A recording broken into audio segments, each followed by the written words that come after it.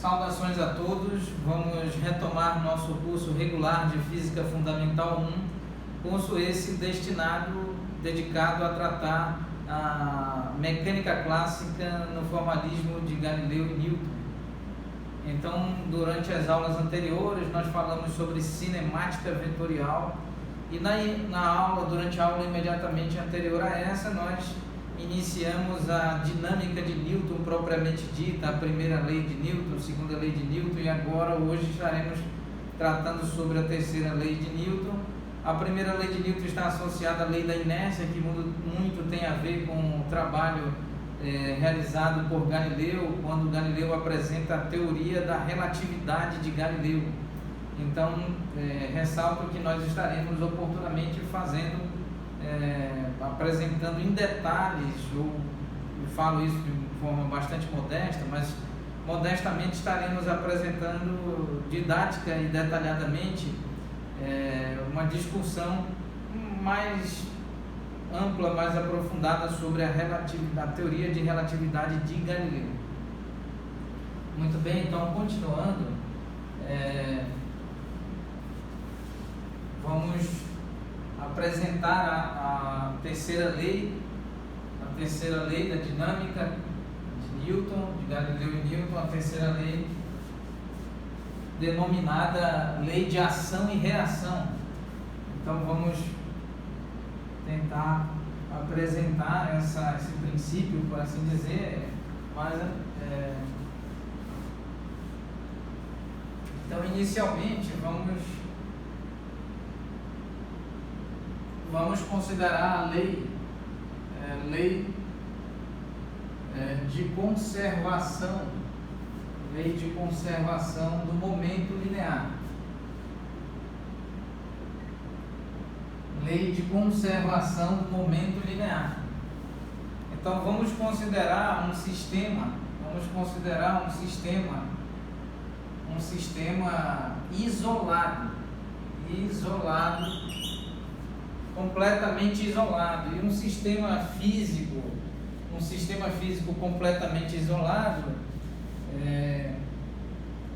de acordo com a termodinâmica, um sistema físico completamente isolado é tal que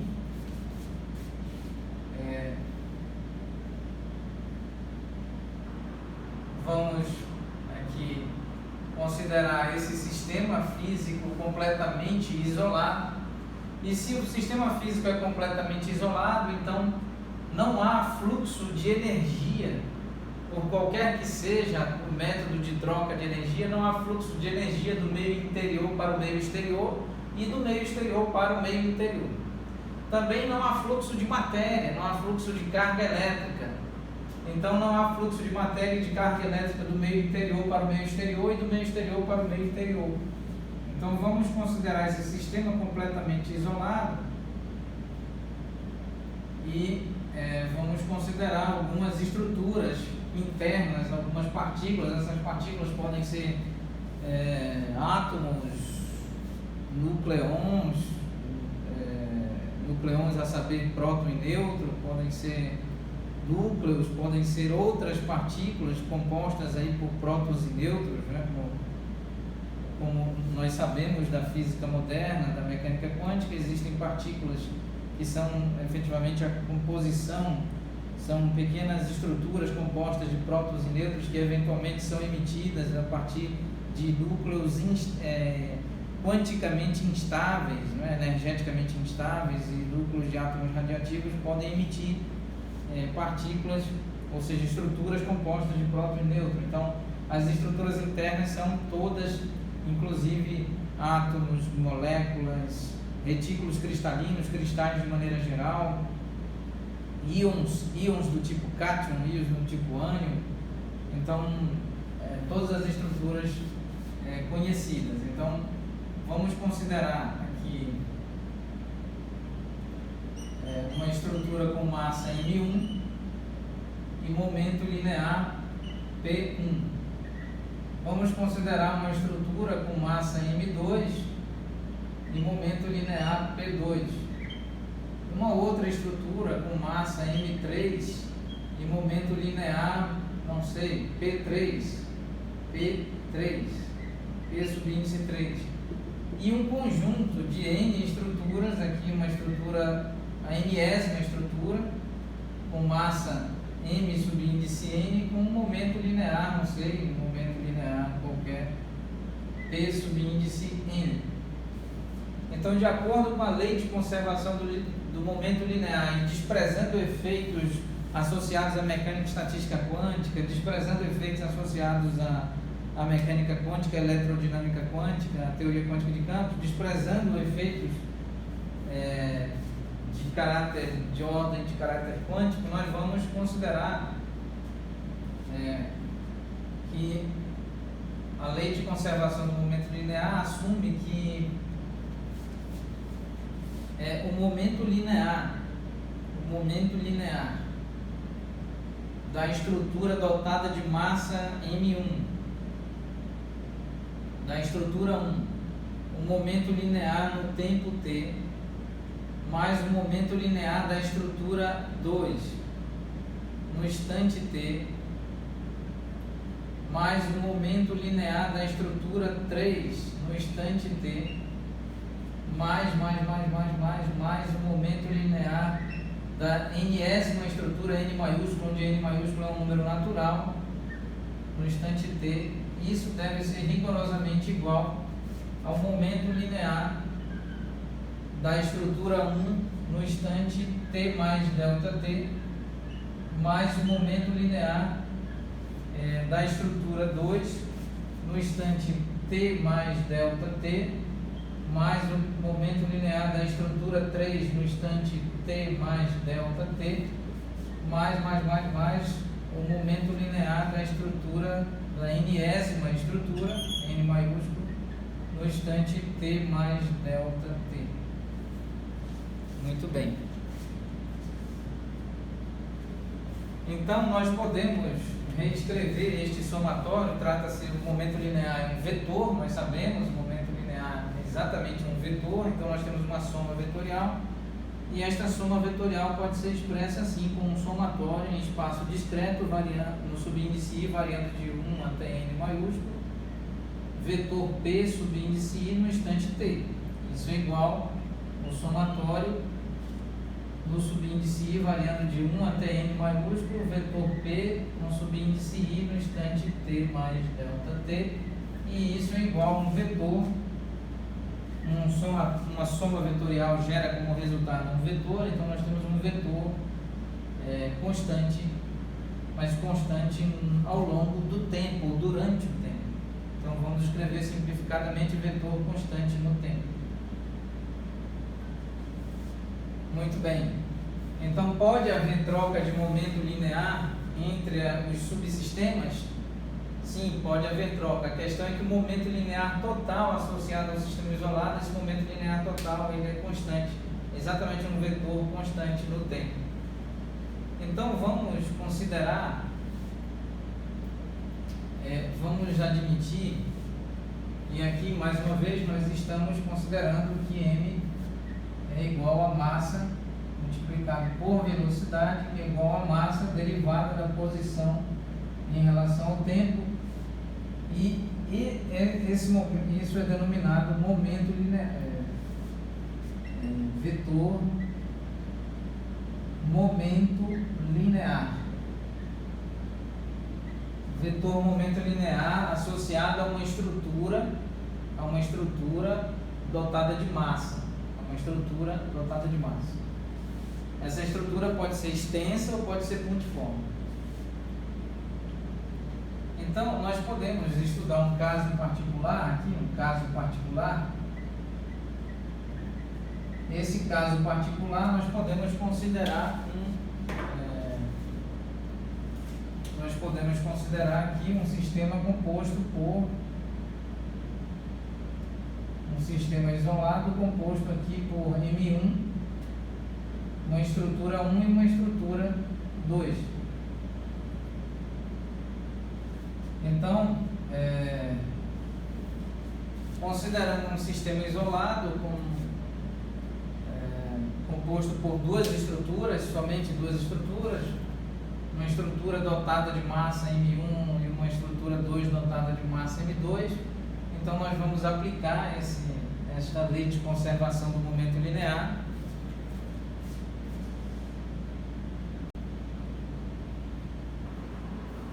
Vamos inicialmente obter espaço para...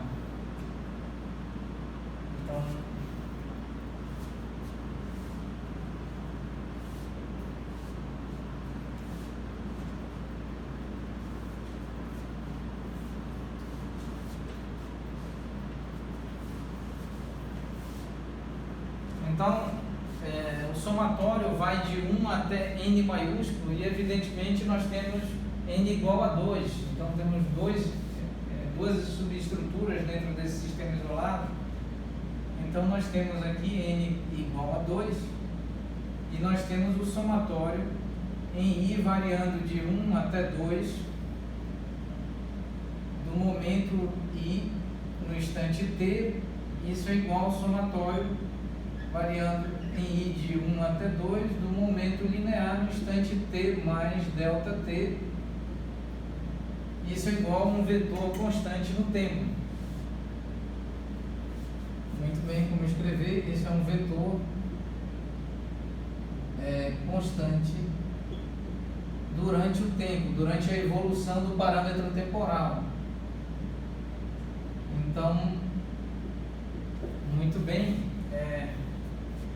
nós temos então momento linear 1, momento linear associado ao sistema 1 no instante t, mais momento linear associado ao sistema 2 no instante t, igual ao momento linear associado ao sistema 1 no instante t mais delta t, mais o momento linear associado ao sistema 2 no instante t mais delta t. Isso é igual um vetor constante no tempo. Então,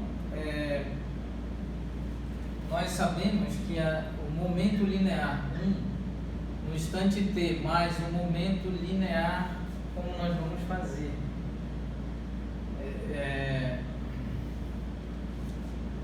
Vamos tentar verificar da maneira mais simples possível.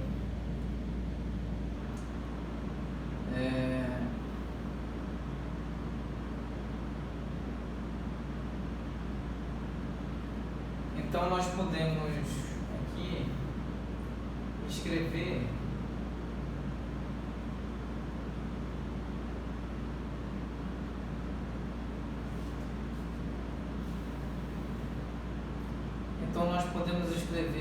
momento linear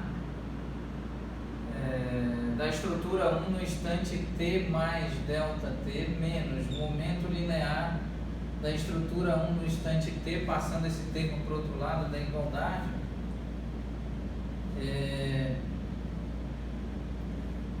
igual, certo? Igual a momento linear do sistema 2 no instante t menos momento linear do sistema 2 no instante t mais delta t. E podemos reescrever essa expressão como momento linear da estrutura 1 no instante t mais delta t menos momento linear da estrutura 1 no instante t igual a menos momento linear do sistema 2 no instante t mais delta t menos momento linear do sistema 2 no instante t. Muito bem. Com o sinal de menos, e pusemos o menos 1 em evidência. Então, continuando,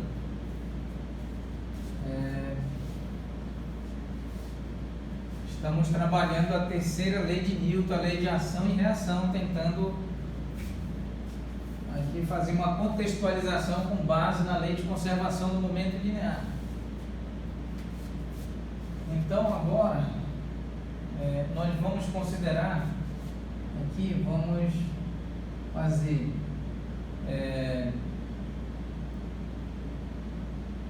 momento linear do sistema 1 no instante t mais ΔT menos momento linear do sistema 1 no instante t igual a menos 1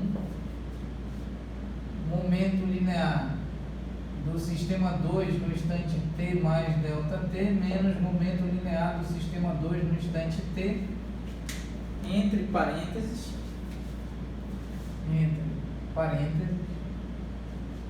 menos 1.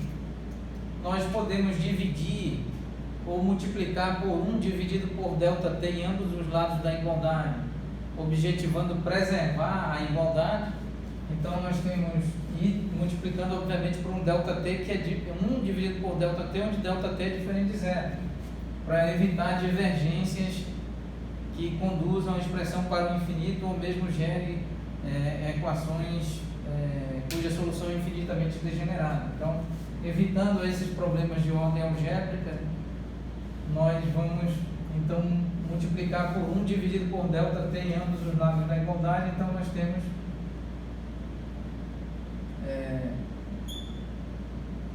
repetindo os termos, nós temos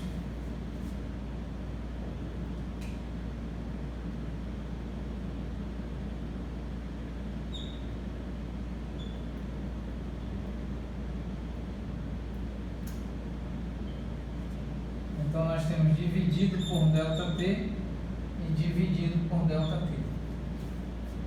Muito bem. Continuando, nós vamos agora aplicar o limite quando ΔT tende a zero em ambos os lados da igualdade. Esse limite, primeiramente, sobre o termo P1 T mais ΔT menos o momento linear da estrutura 1 no instante t dividido por ΔT. Então nós temos aqui o limite, isso é igual a menos 1, entre parênteses, nós temos o limite quando ΔT tende a zero de P2, momento linear da estrutura 2 no instante t mais ΔT menos momento linear da estrutura 2 no instante t, todo esse termo dividido por ΔT, certo? Então nós temos agora, vamos apagar, e então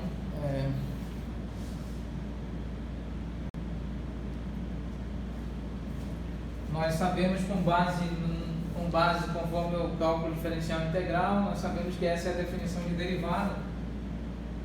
Então nós temos a derivada do momento linear associada à estrutura 1 em relação ao tempo igual menos a derivada do momento linear da estrutura 2 em relação ao tempo. Muito bem. Nesse contexto, nós sabemos que, com base na segunda lei, conforme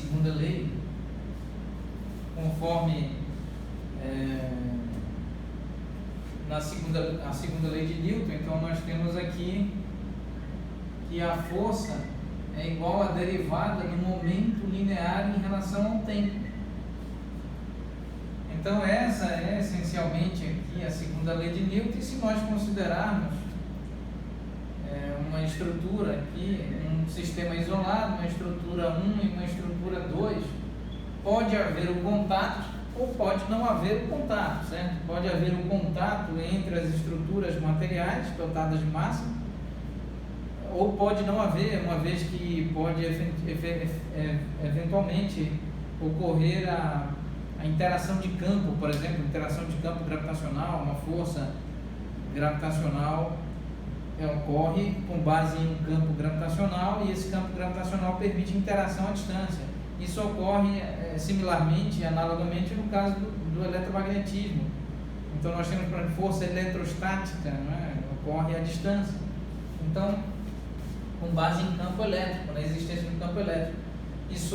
falando agora, a propósito, falando sobre eletromagnetismo clássico, vale ressaltar que o IFPA Campo de Santarém promove cursos e minicursos sobre diversas áreas do saber científico, ou sobre todas as áreas do saber científico. Nós estamos em fase de exibição, não é? De disponibilização nas redes sociais dessas atividades, desses cursos e minicursos e outras atividades desenvolvidas pelo Instituto Federal do Pará, Campo de Santarém, e em particular aqui na plataforma do YouTube, sediado, localizado na plataforma do YouTube, na página da qual eu sou responsável, um dos responsáveis, a página intitulada Professor Damião Meira, IFPA Campo de Santarém. Nós estamos com uma playlist disponibilizando, não é, gradativamente ao longo do tempo, aulas sobre eletromagnetismo clássico. Então,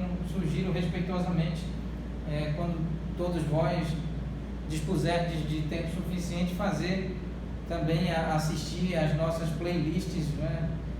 Entre elas destaco a playlist associada ao eletromagnetismo clássico. Muito bem. Então, aqui nós temos, por exemplo, a força que 2 exerce em 1, e a força, eventualmente, caso elas sejam atrativas, podem ser eventualmente forças repulsivas, né? No caso da força eletrostática, a força eletrostática pode ser do tipo atrativa e pode ser do tipo repulsivo. No caso de campo gravitacional, ela é sempre do tipo atrativo. Então, e aqui nós temos eventualmente uma força, a força que a estrutura 1 exerce sobre a estrutura 2. Então, aqui nós podemos definir a força que a estrutura 2 exerce sobre a estrutura 1, a força que a estrutura 2 exerce sobre a estrutura 1, de alguma maneira, seja por contato, seja por a distância, via uma interação de campo. Então, nós temos isso definido como a derivada do momento linear da estrutura 1 em relação ao tempo. A força que a estrutura 1 exerce sobre a estrutura 2 é definida como a derivada do momento linear da estrutura 2 em relação ao tempo. De modo que nós podemos escrever que a força 2, que a força que a estrutura 2 exerce sobre a estrutura 1 é igual a menos a força que a estrutura 1 exerce sobre a estrutura 2. Essa é a famosa lei, ou princípio de ação e reação, ou lei de ação e reação. Lei de ação e reação. Então, vale ressaltar também que vamos tentar mostrar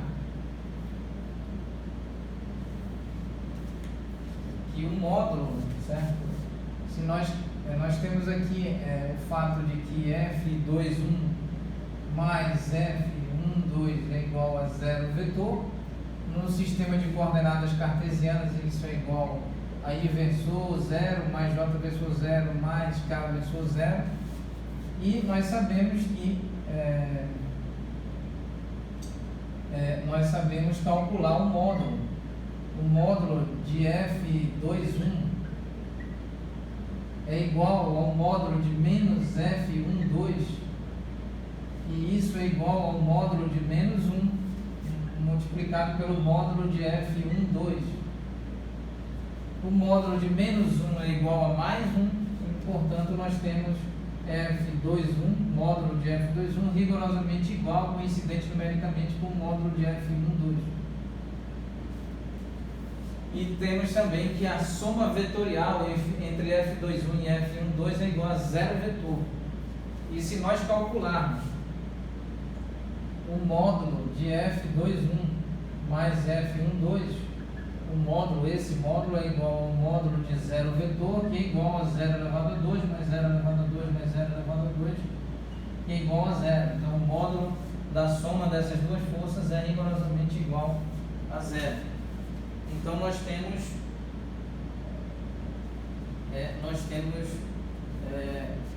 aqui a conhecida terceira lei de Newton, lei de ação e reação.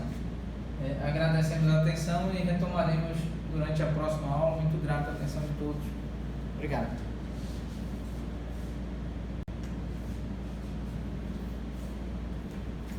Saudações a todos. Vamos retomar nosso curso regular de Física Fundamental 1, curso esse dedicado a tratar a mecânica clássica no formalismo de Galileu e Newton.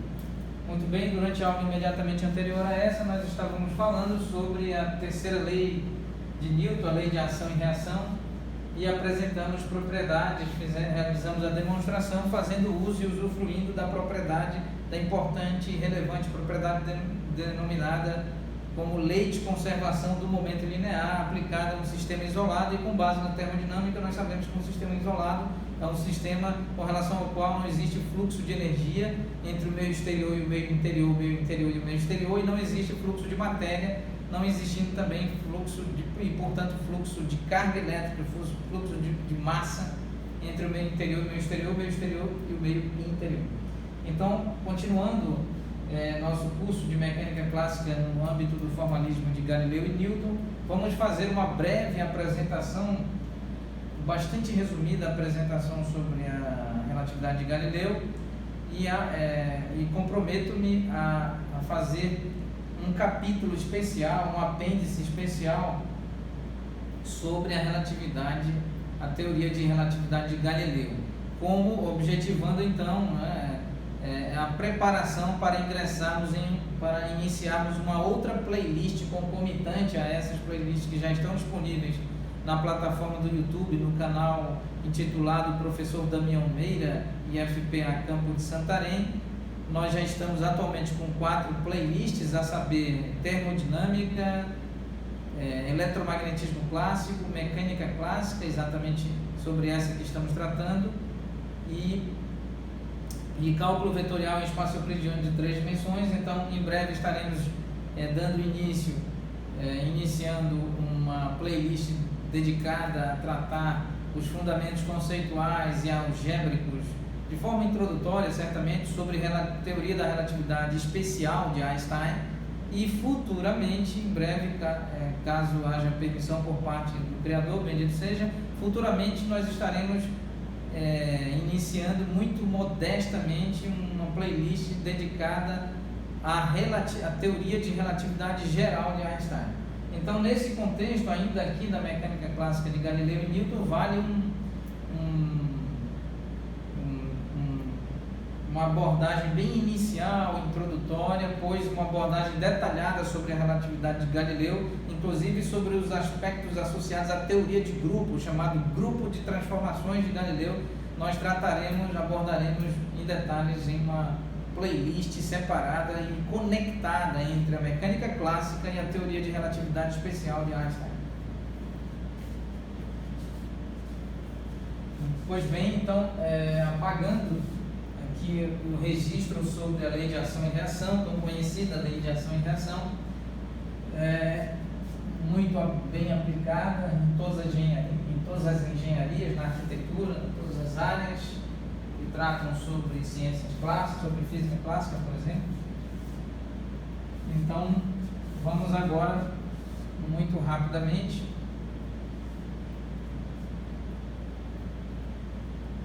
fazer uma breve introdução, uma resumida introdução sobre relatividade de Galileu. Teoria de relatividade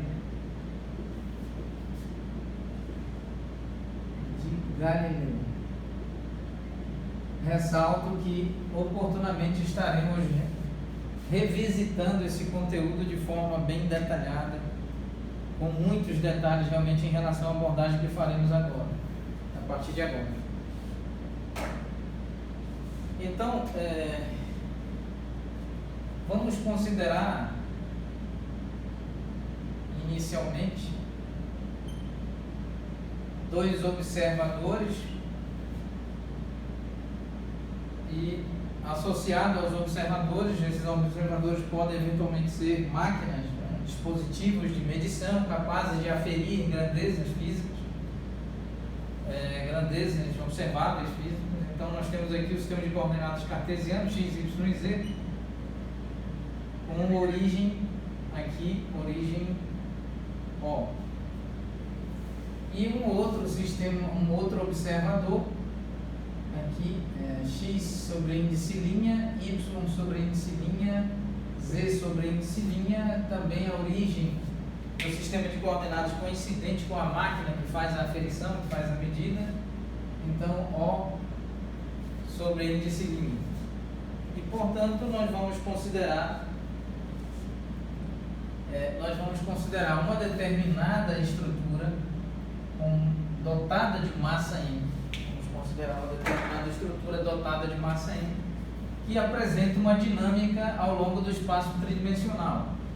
Então, nós temos esse sistema de coordenadas, vamos escrevendo aqui, nós temos esse sistema de coordenadas que faz a medida da posição dessa estrutura com o vetor R. Esse outro sistema de coordenadas faz a medida dessa estrutura com o vetor R sobre índice linha, se supusermos máquinas que estão fazendo a observação.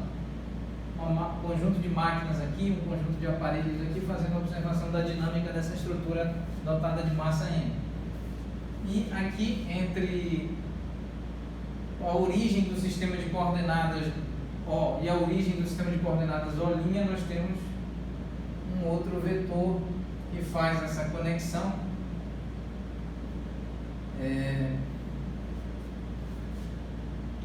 Então vamos tentar aqui escrever, assumir que esse vetor R maiúsculo, R minúsculo, aqui depende do tempo, e aqui vamos admitir que essa função R, essa função vetorial R não dependa do tempo.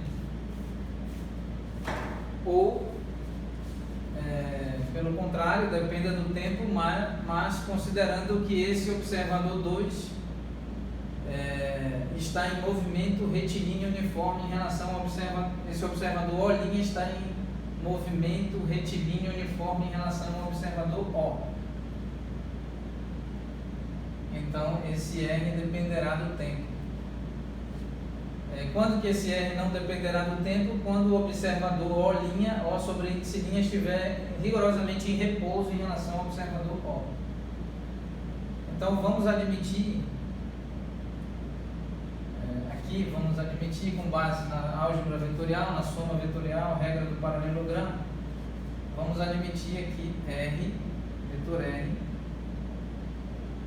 mais vetor R sobre índice linha igual a vetor R. Então, esse vetor somado com este vetor gera como resultado este vetor R, parte da origem do primeiro vetor e dirige-se à extremidade final do último vetor, de modo que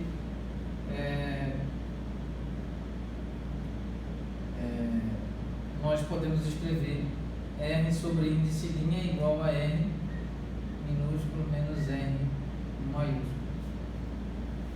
Muito bem. Então, esse R, vamos escrever aqui, caso 1, quando R é constante, é um vetor constante no tempo, ou durante o tempo, ao longo do tempo, então nós temos como caso particular que o observador O' está em repouso, ou vamos escrever de outra forma, o observador O sobre índice linha deve estar em repouso em relação ao observador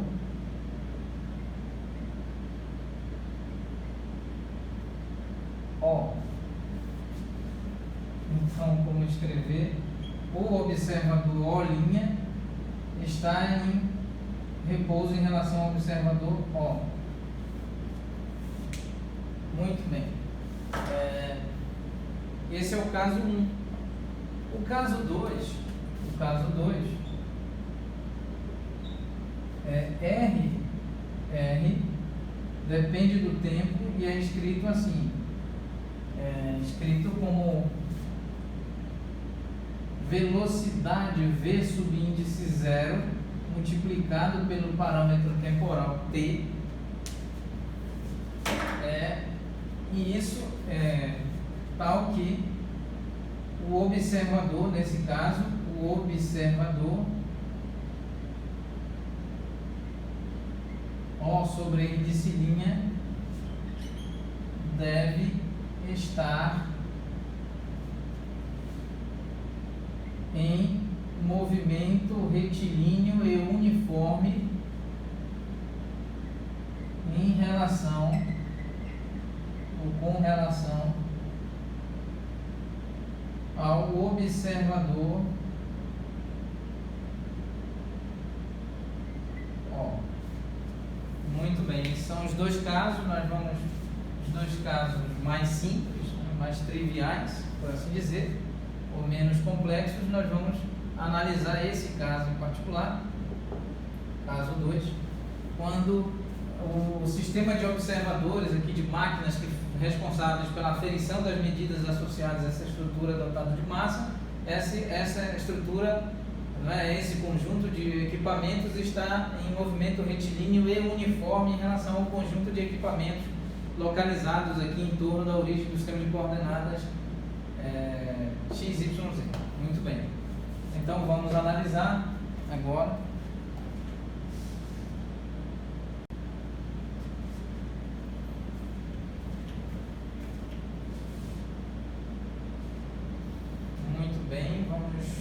analisar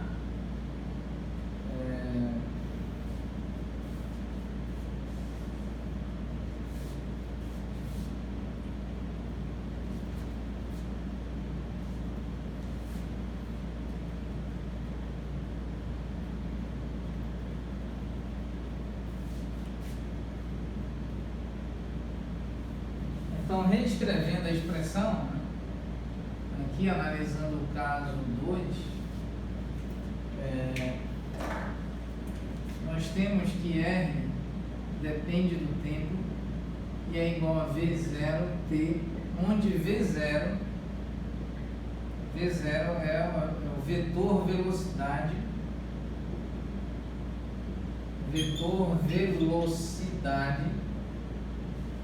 constante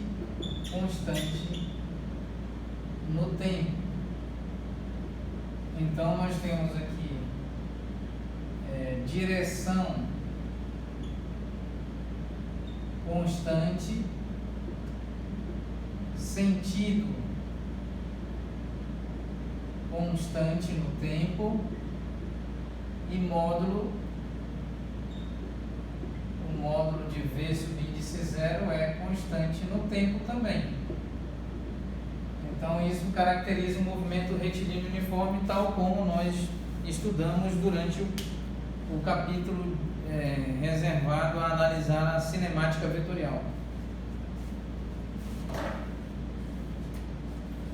Então nós temos R sobre índice linha, R sobre índice linha T, certo?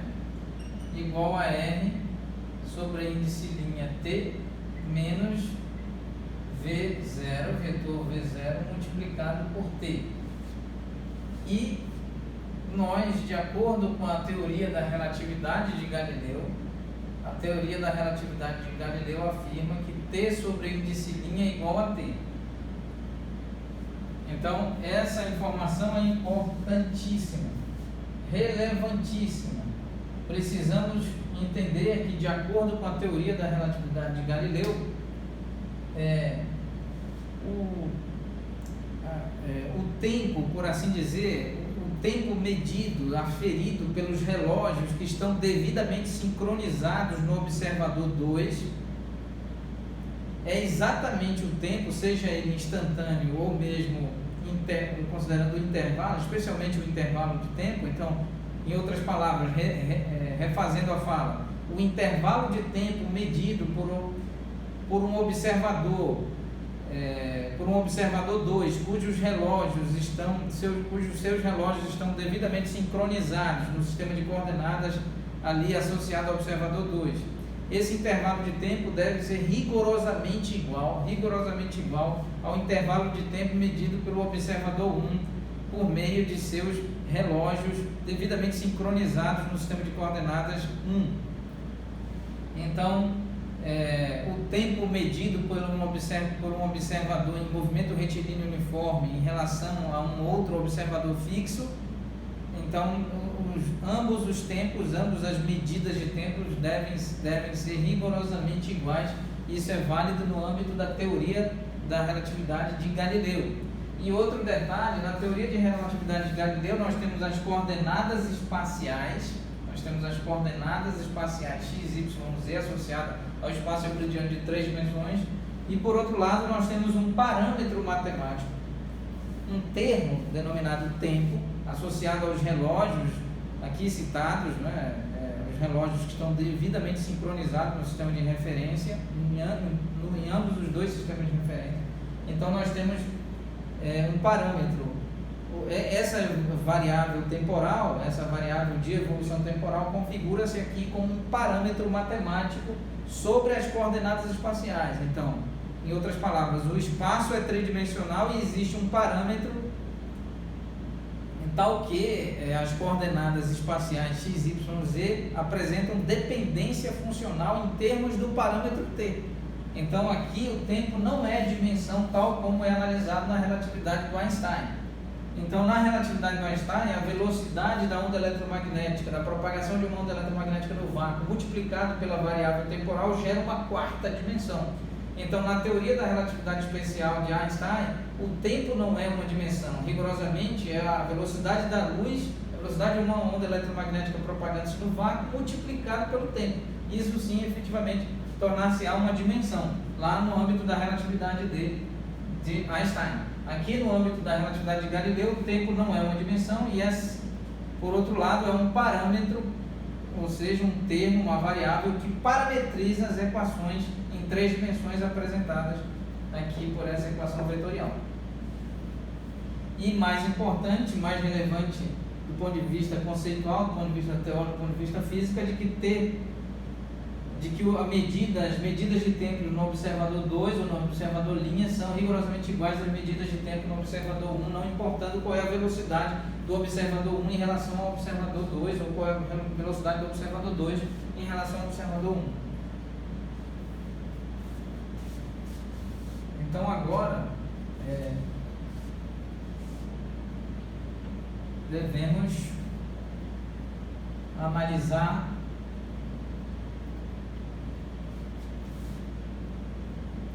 esta expressão,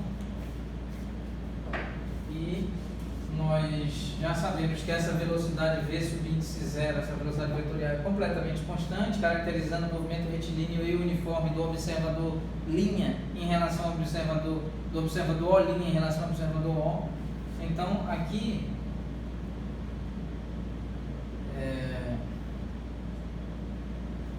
nós vamos considerar,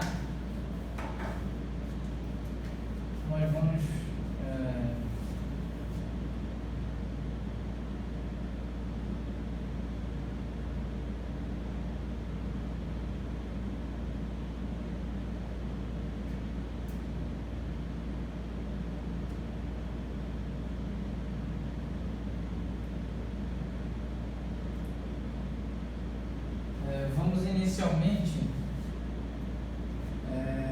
fazer R sobre índice linha T mais delta T, e isso é igual a R T mais delta T menos velocidade inicial T mais delta T. Muito bem. Então, nós podemos utilizar esta expressão e esta expressão e construir a seguinte expressão. podemos fazer R sobre índice linha T mais delta T menos R sobre índice linha T. Isso é igual a R T mais delta T menos R T.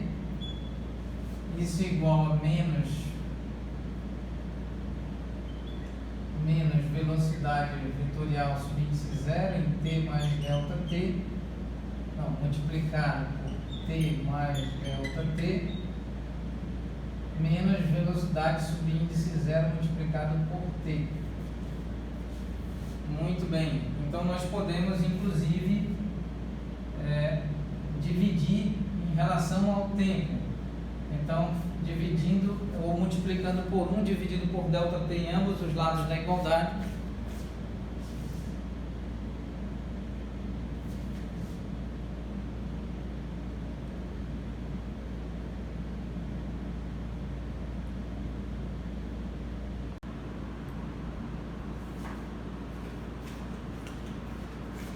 Pois bem, então dividindo em ambos os lados da igualdade por delta T, ou em outras palavras, multiplicando 1 dividido por delta T, nós temos delta T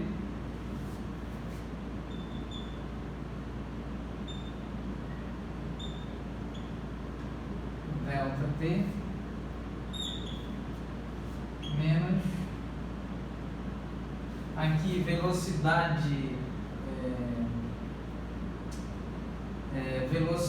vetorial V subíndice 0, T mais delta T, menos velocidade vetorial V subíndice 0, T, nós podemos reescrever como velocidade vetorial multiplicado por delta T, velocidade vetorial subíndice 0 multiplicado por delta T dividido por delta T. Então, podemos reescrever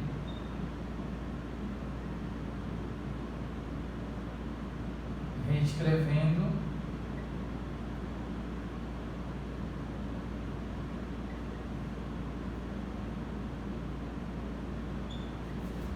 menos velocidade V subíndice 0, velocidade constante, tanto em direção, quanto em sentido, quanto em módulo, caracterizando que o observador O sobre índice linha está em movimento retilíneo e uniforme em relação ao observador O.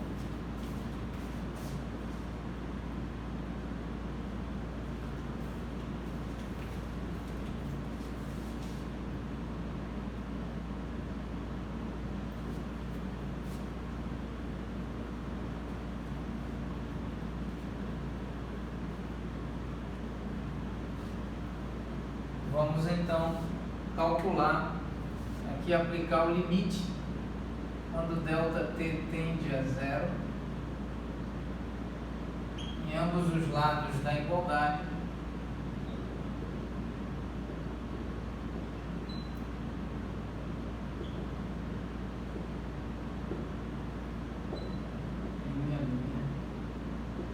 igual ao limite quando delta T tende a 0, quando delta T tende a 0,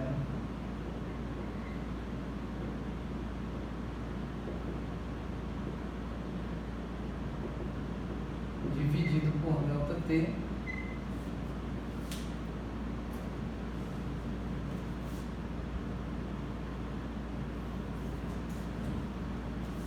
menos,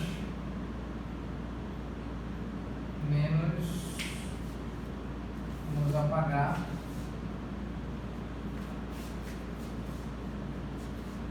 menos o limite quando delta T tende a 0 sobre V subíndice 0.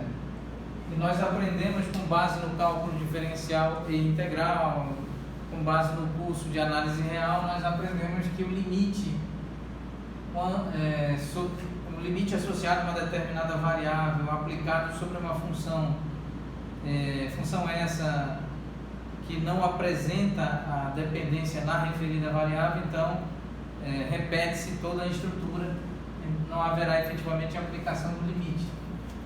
de modo que agora, considerando a definição do cálculo diferencial, esta é a derivada de R sobre índice linha em relação ao tempo.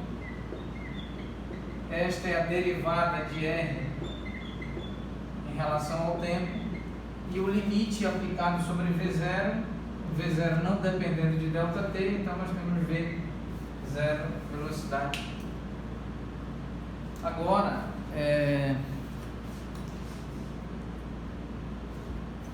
nós temos então a segunda expressão, a relação entre as velocidades, e vamos agora escrever a relação entre as acelerações.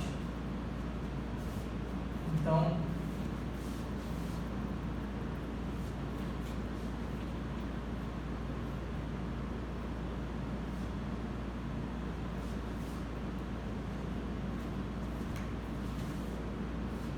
aqui nós vamos definir V de T como dr,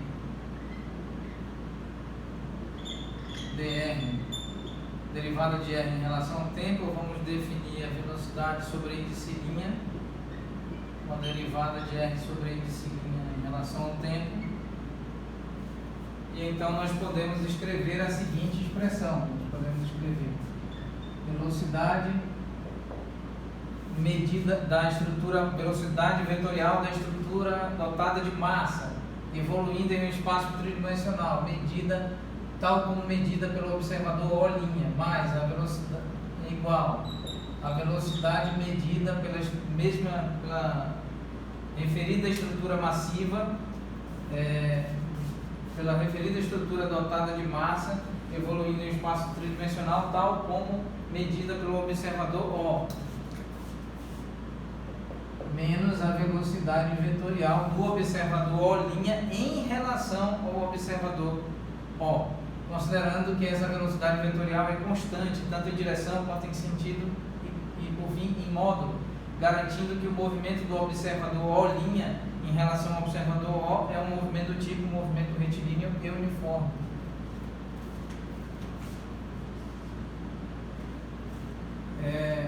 Então, nós temos esta expressão e agora vamos fazer um tratamento sobre esta expressão.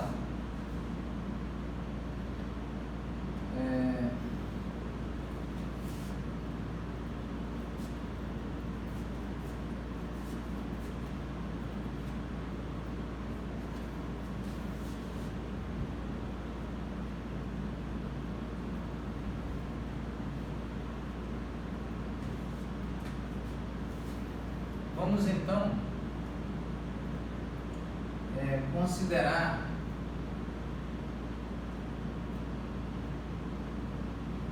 a velocidade no instante t mais ΔT. Então, e o V subíndice 0, a velocidade vetorial V subíndice 0 é constante no tempo, tanto em direção quanto em sentido quanto em módulo, então não sofre qualquer tipo de alteração. Então, analisando esta expressão, observando essa expressão para t mais ΔT e essa expressão, a mesma expressão para o instante t, então nós podemos convenientemente, do ponto de vista algébrico, fazer o tratamento análogo, similar ao que foi feito para o caso dos vetores posição, da relação entre as coordenadas espaciais. Então nós temos t mais ΔT menos t igual a velocidade t mais ΔT menos a velocidade em t, e nós temos menos V subíndice 0 menos V subíndice 0. Então nós temos aqui V sobre índice linha t mais ΔT menos V sobre índice linha t igual a V em t mais ΔT menos V em t, e esta soma, esta subtração é igual a zero vetor, e o zero vetor é o vetor nulo para a operação de soma no espaço euclidiano de 3 dimensões, portanto não altera o resultado da soma. Então nós podemos aqui multiplicar por 1 dividido por ΔT em ambos os lados da igualdade, de forma a garantir e preservar a estrutura do resultado da expressão, da equação.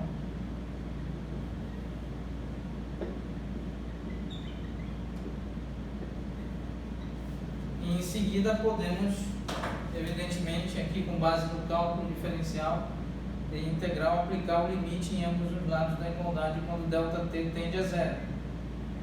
Aplicando esse limite,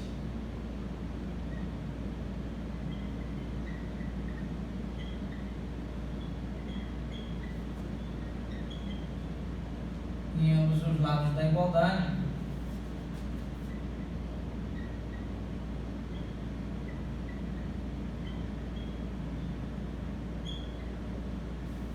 nós temos, portanto, o seguinte resultado.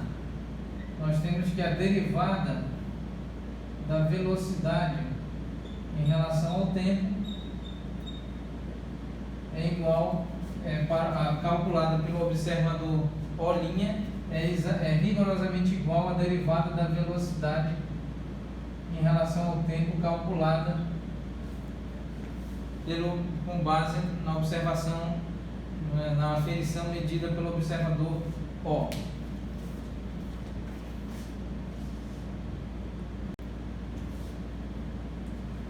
E nós definimos essas grandezas como aceleração, certo? Então, a aceleração, tal como medida pelo observador O',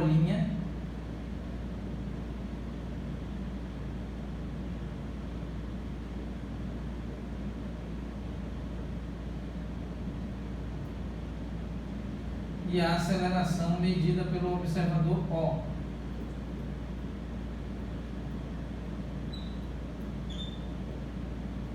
Igual à segunda derivada da posição do vetor posição em relação ao tempo. Lembrando que esse número 2 não indica expoente, pelo contrário, indica número de vezes que o operador de derivada é aplicado sobre a função.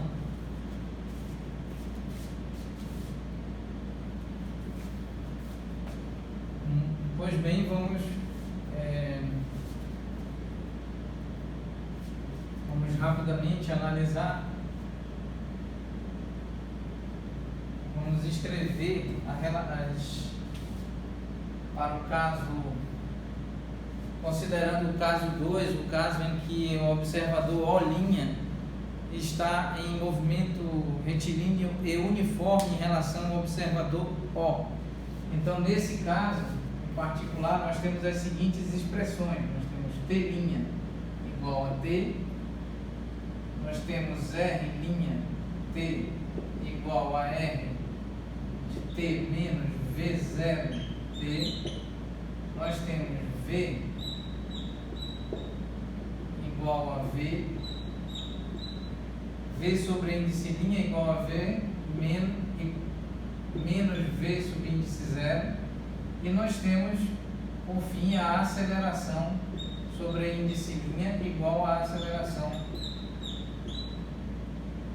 medida pelo observador 2. O sobreíndice linha indica a medida aferida realizada pelo observador O', ao passo que o vetor sem o sobreíndice linha indica a medida calculada, realizada e aferida pelo observador O.